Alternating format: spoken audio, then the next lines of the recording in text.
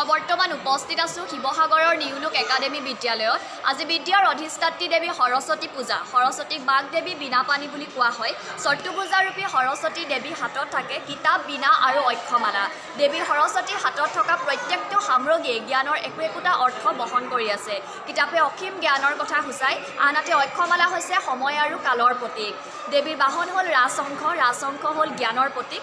দেৱীৰ হাতত থকা কিতাপ, বীণায়ে জ্ঞান, বিদ্যা আৰু সংগীতৰ মাজত থকা গভীৰ সম্বন্ধৰ কথা বুজায়। আনহাতে আৰ্য ঋষিমুনিসকলে বিদ্যাক শুক্লৰূপে কল্পনা কৰিছিলে।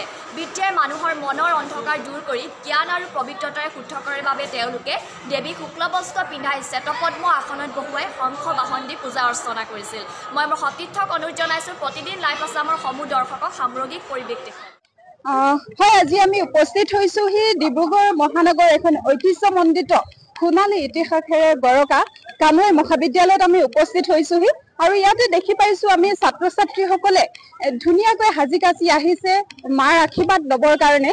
আৰু আজি কানৈ মহাবিদ্যালয়ত সৰস্বতী মন্দিৰ স্থায়ীভাৱে তেওঁলোকে আজি প্ৰতিষ্ঠা কৰিছে আৰু মাৰ আশীষ ল'বৰ কাৰণে অকল কানৈ মহাবিদ্যালয় বুলিয়ে নহয়, ডিব্ৰুগড় মহানগৰৰ শিক্ষানুষ্ঠানসমূহৰ বিভিন্ন ঠাইৰ পৰা ছাত্ৰ ছাত্ৰীসকল আহিছে। অকণমান পৰিৱেশটো দেখুৱাবৰ কাৰণে মই সহযোগীক অনুৰোধ জনাইছো।